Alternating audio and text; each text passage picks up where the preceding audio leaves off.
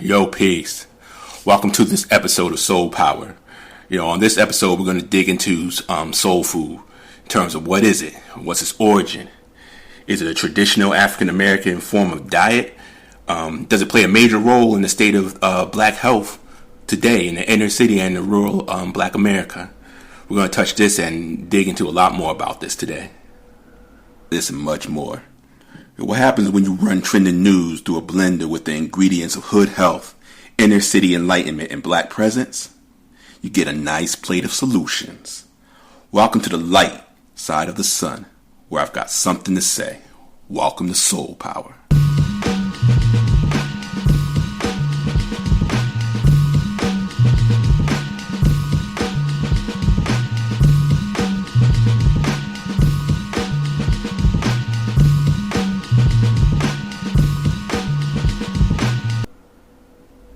Once again, welcome to SolPower. I'm your host, C-Best A Life Allah. That intro cut that you heard coming in was Eminent Antiquity by my man Almighty Ka-Menta Allah from New Underground Flavor, Flava, who, by the way, just had a son on the 7th of this month. Peace to the God and the family and everything. Like I said before, any music that you hear on SolPower, you can check out the SolPower SoundCloud page, and I'll have that music liked up there. Or if it isn't liked up there or isn't available via that method, I'll let you know exactly where you can get it.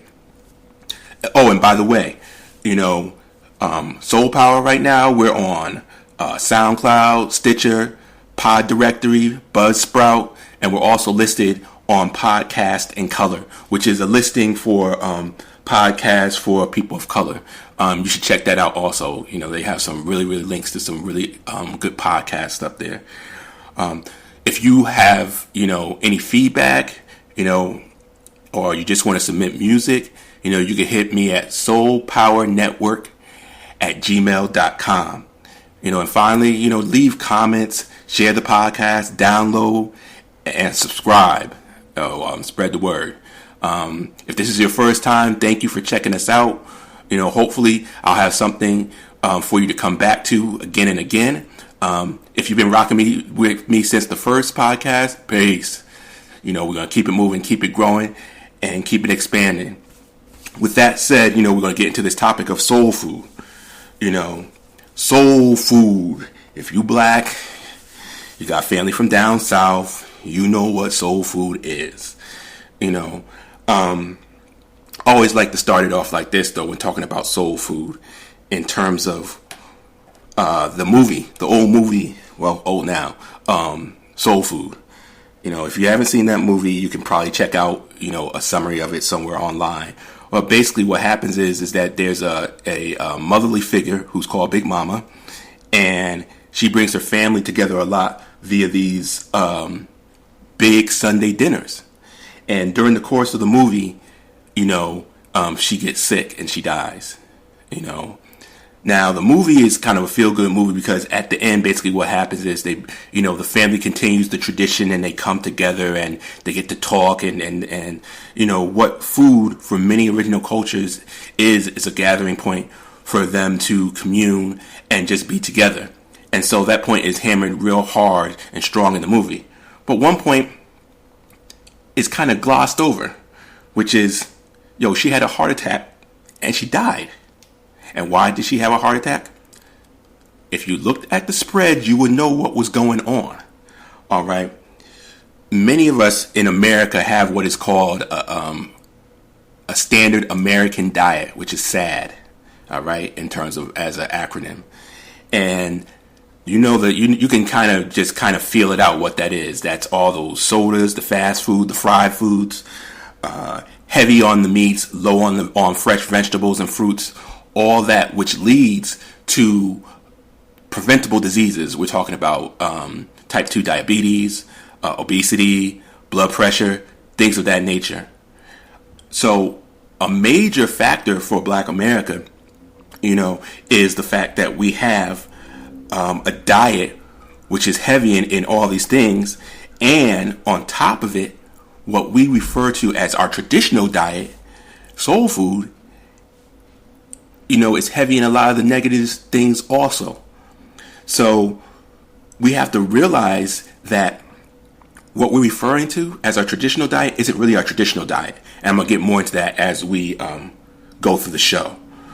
Now, colonialism impacted, all original cultures globally on various different levels. Many times we just talk about losing our language or losing certain particular customs or religion. Yet one major element that the colonizer utilized for all the global majority, for all original people, was to attack their food systems. And by attacking their food systems, they also attacked their traditional methods of health and wellness. So you can see that as soon as, there's an interaction of colonial powers into original cultures, you automatically see a downward swing in terms of health. In some circles, this is called nutricide. And it's the impact of colonialism on the crops. They start to decide which crops are going to be grown. They deny certain traditional crops being grown. They focus on growing one crop. This is happening in America right now, where there's a heavy emphasis on growing genetically modified corn. So you have these farmers who know that they're going to make money by growing corn and not other forms of agriculture, other forms of food. So they focus on corn.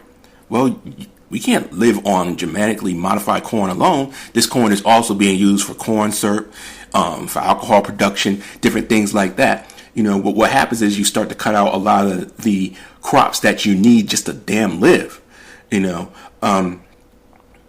They also introduce, invasive foods that just basically destroy, the landscape to grow other foods. And also they introduce things such as, I hate to even call it food, but junk food, and also vitamin deprived food. Anytime that you eating, bread, rice, flour that's white, it's been bleached. All right. And you'll notice on the package it say enriched. What this means is that they stripped this food of all its nutrients, and then they had to try to artificially add them back. That's going to be another show where I tell you all that started to come about. This is all part of this slow, fast death that, is coming to us via nutricide. Now, we've in Black America, we lost so much of our culture that holding on to, our cooking traditions, or what we think is our cooking traditions, is something that many of us do hardcore, because we feel that that's the last connection, to our pre-slavery history that we have, And, truth be told, we suffered a great, what's called Maafa, or, disaster in terms of the Middle Passage and the destruction and things that happen. Yet the reality is that what we know today as soul food is not traditional soul food. It's not even traditional soul food that was cooked during slavery. And this is what many people don't know. Now, soul food, in terms of as a marketing ploy, that didn't happen until the 60s. All right. Before then, no one was calling black cooking soul food. It was just how black people ate and cooked. But once you get in the 60s, this is where you start to have a hard push for cookbooks, different types of cuisines. And so it became a marketing ploy. Now, traditional soul food definitely is a North American tradition. All right, it's just like jazz. It's a direct result of descendants of those who were enslaved, bringing some of their cooking traditions and mixing them up with some of the indigenous cooking traditions of the native nations that were here. All right, and people don't really get the full scope of how some of these things were brought over. Some straight foods were brought from Africa via, seeds that were braided into some of the girls' hair or embedded in some of the clothing. So these seeds were brought here, and then they were planted here in certain crops. That's how it made it across the North Atlantic, into America, into South America also via the triangle slave trade. So we brought food straight here also. Now, the other thing that I mentioned, that it merged with, Indian, or pardon self, native nation cooking traditions. Because we were very close to the native nations here. Many times when those who were enslaved escaped, we ended up bonding and living with the native nations and creating new nations from that. So we're talking about the Cherokee, the Chickasaw, the Choctaw, the Creek, the Seminole. We learned a lot from them, and that became incorporated within what we know as soul food.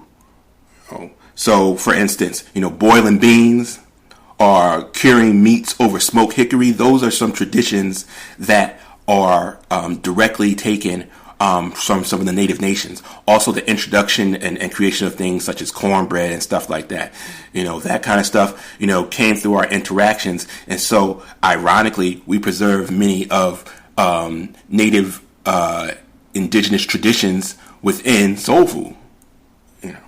Now, something also that needs to be mentioned, though, is about this pig. I'm going to talk about the pig. There's this, how should I call it? There's this narrative that that the pig, like we came up with the whole chitlins and eating the cast off parts of the pig and things of that nature. The reality is that, white people were already eating the cast-off parts of the pig. I'm talking about whites that came to America who brought the pig here. They were already eating the cast-off parts. And what a lot of people don't realize is that, the whole hunting and there wasn't a lot of free land to hunt on in Europe. So a lot of the foods that they were eating were farm stock that they had to keep, close to themselves. So we're talking about smaller rodents, rabbits, things of that nature, small pheasants, things like that. The pig, though, also, they brought traditions of cooking the cast-off parts of the pig. So we're talking about the jowls, head cheese, chitlins, what we know as chitlins. They were already eating that. What we added to the mix were different spices and herbs and different ways to cure the meat. That's what we added to the mix. And also, seasoning is something that strongly was brought from, the black tradition and also the Native American tradition here. Because the science. Herbs is medicine. They're medicine. So we were using a lot of these spices and herbs also as cure-alls also. The only kind of strong spice that was in Europe was salt. So that's why a lot of their meats and everything were cured with salt. So the strong seasoning tradition comes from the black and from the Native Nation direction. Also, it wasn't until we got to America that meat became such a heavy part of the diet. Pigs and cows. What was discovered when whites came to America was that corn could be used as a feed.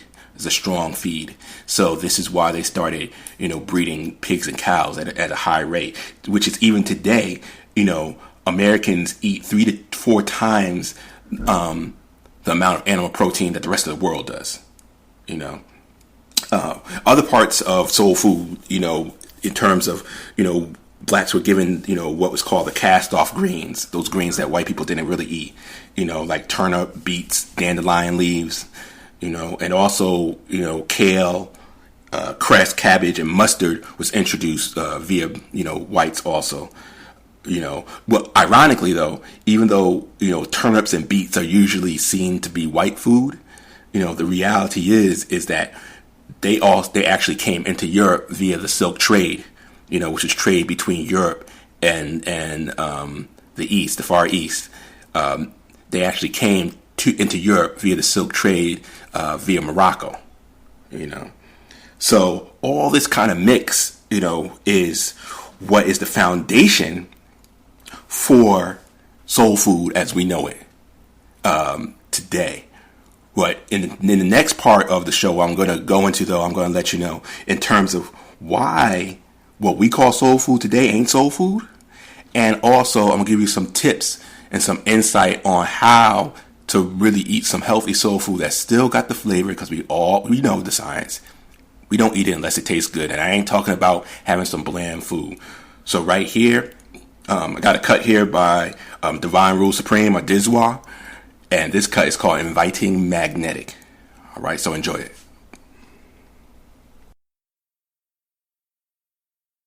The power of attracting things with your mind. Whatever you believe, the mind will be attracted to it and then help to manifest it. It attracts whatever you believe. Knocked on the door, said it before. Never let the mic magnetize me no more. Rightfully fighting me, inviting me to rhyme. Enlighten me to irony to attract the mind. To attract the mind. To attract the mind. The mind is a magnet. No, it's not like a regular magnet that attracts metals, but it does attract 14 things. years old, playing with 2 pieces of steel. Found out how they work, how they develop and kill. Turn your thoughts negative, got the power to build. You can carry 6 shots, make the devil reveal his sole purpose, filthy affairs. 7 churches situated in the place, changing the epidermis. 2 germs, no reimbursements. 40 acres in the mule, create a circus. Father said teach the baby, ain't no practice. Attracting crime minds through mathematics, I show 'em proof. And this ain't magic. If you can attract the crowd, you a magnet. Parallel but opposing spins, dynamic. See the uncivilized mind, I'm attracting a constant state to obtain and unravel. 100120, my voice travel. Feet per sec, I correct what's in your head. He got knowledge of self, no longer mentally dead. I stimulate life and matter. My duty is to civilize through question and answers. Key to understanding natural process of thought. You gotta think on your own when you're dealing with frauds. Knocked on the door, said it before. Never let the mic magnetize me no more. Rightfully fighting me, inviting me to rhyme. Enlighten me to irony to attract the mind. To attract the mind. To attract the mind. The mind is a magnet. No, it's not like a regular magnet that attracts metals, but it does attract things. Where's the ghost rider that wrote for your ghost rider? Or your mystery gods should sing in the church choir. The devil is a liar, so is religious text. If it ain't teaching no kind of knowledge of self, I'm the illest as lyricist was a given, but given the current state, most lyricists ain't interested. You think there's something missing, isn't it? The fact you're consumed by your ignorance. My psyche got me thinking precisely, I'm highly godly. You on the other hand, ship along in a porta potty. Don't mistake me for no other guy, no Teddy Riley. Cause I'm Eddie probably came with the voice of pain, representing the struggle of the youth in trouble. Cause the concerns go undeterred with no rebuttal, and I'm just being subtle. What it'll do is touch you in certain parts of your mind that have your vision tunnel.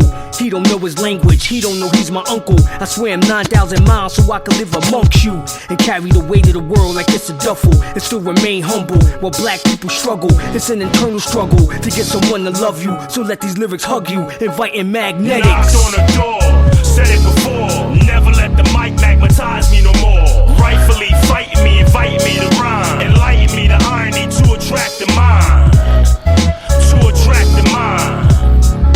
To attract the mind. The mind is a magnet. No, it's not like a regular magnet that attracts metals, but it does attract things.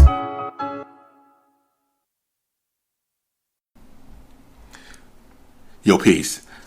I hope you enjoyed that cut by Divine Rule Supreme or Dizwa. It's called Inviting Magnetic. You can find more of his work over at www.dirtyrob.bandcamp.com. So check him out. He got some more flavorful cuts for you, and support him. All right. Back into what we're talking about, this soul food. Like anything, soul food, many of us have an emotional connection to it. We romanticize slavery with soul food, in that the same way we kind of utilize Christianity to romanticize slavery. We refer to soul food and Christianity as 2 things that allowed us to make it through slavery. Yet the reality is that what we have nowadays is not really the same thing that was back then. So we have to do what? We have to take the best part. All right. This emotional connection that many of us have to eating and soul food, we have to examine it and put it in its proper context, since health is wealth. We have to really get to the core and figure out how we can retain, the soul food, the best parts of it, and how we can push forward to really, really address the health crisis that we have in the black and brown community in America. And that's something else that I want to mention real quick, and I'm probably going to do some other episodes, yet colonialism, impacted every original culture in terms of their nutrition. We're talking about Mexicans, we're talking about Native Americans, we're talking about Asians, their whole diets were fucked up because of them being colonized or being enslaved. It's so funny, sometimes to speak, to a Mexican who thinks that freaking pork is part of their traditional diet. The pig wasn't even fucking in America. All right. But back to soul food. Like, there's gonna be some other episodes. You're gonna see the connection between all this that I'm talking about. I want to drop some three points real quick. 3 points real quick before I get into some solutions. In terms of why what we refer to as soul food today is not the soul food that we were eating while we were enslaved. All right. First point, you ain't working like a slave. All right. Many times our ancestors, while they were enslaved, were working from what? Sun up to sundown. They needed a diet that was high in fat and calories to aid them with the heavy labor. Nowadays, the majority of us aren't working that kind of schedule. So what happens? It pushes obesity, diabetes, and all these other preventable diseases. So you ain't working like they were working during slavery time. All right, that's the first point. Second point. They didn't eat 3 big meals a day. All right. Many of us have elaborate breakfast, huge lunch, huge dinner, probably some kind of sugary thing before we go to bed. They weren't eating like that. They wouldn't have been able to eat like that because it takes time to actually prepare those kind of meals. And the science, when you eat a big meal, your body goes into shutdown mode to digest things. So they weren't eating a big breakfast and then being sent to work in the fields. No. And if you check the global, community, the global majority, you'll see that many of their breakfasts are very, very simple. Probably 1 or 2 staples that they eat in the morning to get them prepared in order to energize as fuel for the day's activities. Third point. They didn't eat a whole bunch of deep fried meats every day. For several reasons. Frying and barbecue takes time, which they did not have. All right. There was no surplus of meats. They were given the cast-offs. So it wasn't like, everybody was having their own individual pork chop and so much bacon and it wasn't going down like that because there wasn't a great surplus of meat. They were getting the cast-offs. If anything, it was probably once or twice a week that they had a meal that had, some surplus, some more meat as a side dish.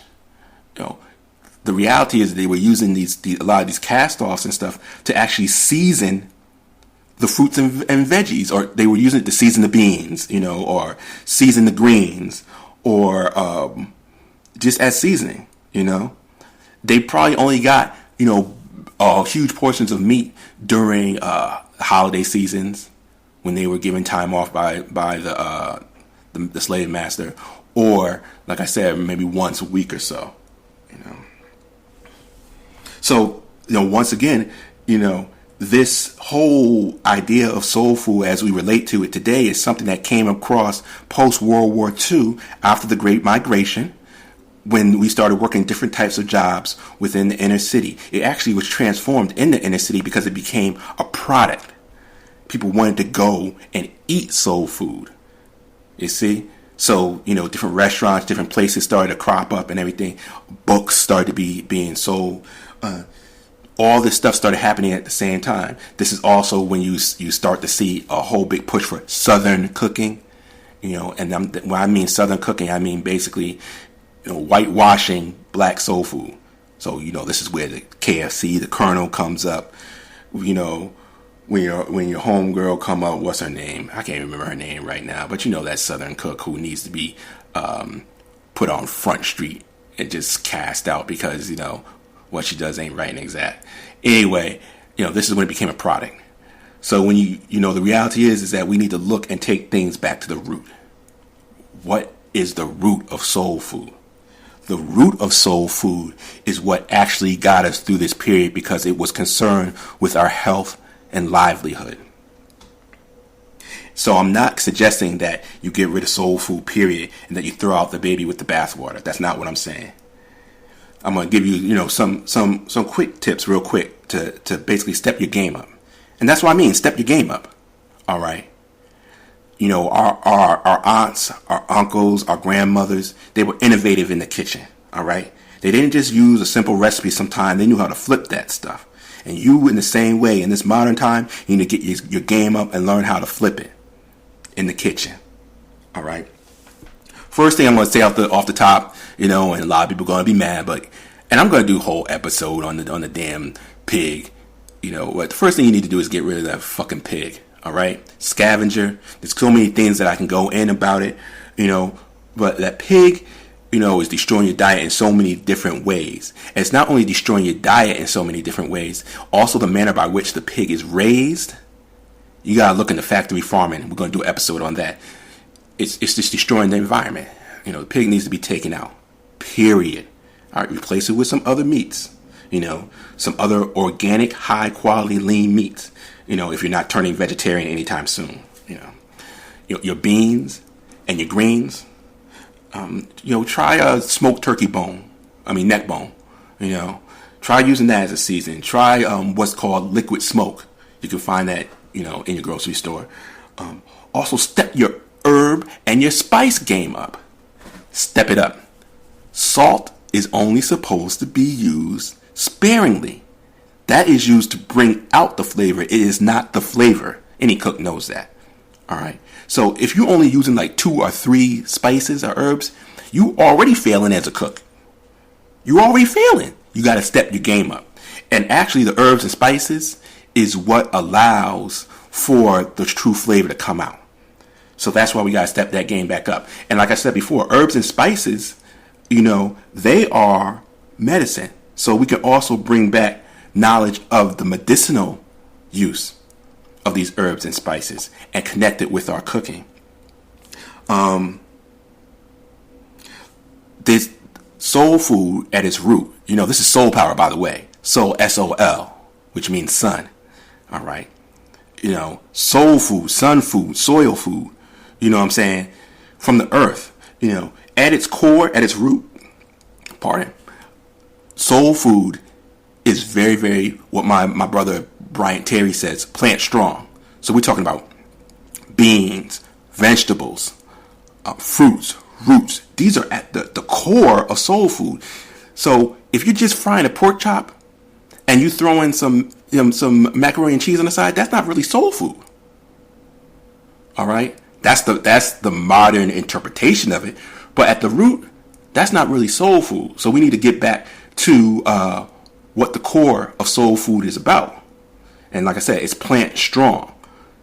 Another thing that we need to put on Front Street and get out that lard. I don't know if anybody's still cooking with lard nowadays. I'm sure down in the South y'all are. But that lard, stop.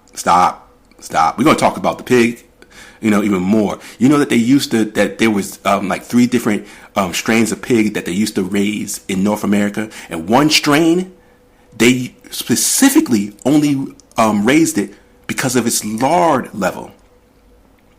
Because and this is crazy because a lot of us don't even realize this. Before there was all these chemical types of lubricants and stuff, people were using lard for lubricant. We're talking in machinery and everything. Machinery. You're eating shit that they use to grease machinery. Stop it. All right. Frying. Cut down the frying. I'm not saying cut it out. Cut it down. Step your game up in boiling and baking. Broiling. Step the game up. There's a whole world out there that you can flip it. That you can really, really flip it. You have to really think that, if you like eating like a slave so much, are you thinking like one? We really have to put that, really have to think about that. In Hood Health, we want to respect our roots. Yet we also want to acknowledge the health crisis that is going on nowadays. Once again, if you haven't picked up the Hood Health Handbook, Part 1 and Part 2, please do it. You can do that at supremedesignpublishing.com. We kind of lay it all out in there. The other thing that we really go into is, like I said, solutions. It's solutions. So like I said, we're not about like, some of the people that I've read before are like, just cut everything out. I mean, me personally, I only eat, I don't eat any meat, any animal byproducts. Yeah, I don't push that on everybody. There's levels to this, levels upon levels. A good book, like I mentioned, my brother, Brian Terry, you need to check him out. His whole series, he really goes into a lot of history of soul food and also alternatives, and really, really respecting the traditions that many of us has thrown aside. Like I said, many of us are only dealing with the surface of soul food. We really don't know the rich tradition of soul food, so we need to check that out. So with that said, you can have your soul food, and you can eat it too. Just step your game up. Make that junk real, wholesome, meaning taste good, but also have it be good for you. This is what the cuisine of any culture is supposed to do. The cuisine of any culture is supposed to sustain them. It's not supposed to kill them. So if your food dietary habits are killing you, then that can't be culture, because culture does what? Promotes life. Culture in the scientific sense, a culture is something that's growing. So if your diet is killing you, that can't really be part of your culture. All right, so let's take soul food back. Once again, let's take it back, reimagine it, reinvent it, and have it utilized for our growth and benefit and development. So thank you once again for rocking with me on SolPower. We're going to do it again next week, and again and again and again. If you have any questions, comments, anything, hit me up at soulpowernetwork@gmail.com. Whatever platform you're using, spread the word, leave some comments, give me some feedback. Let me know what you want to hear. Thank you for your time. Hope to see you again next week. Peace.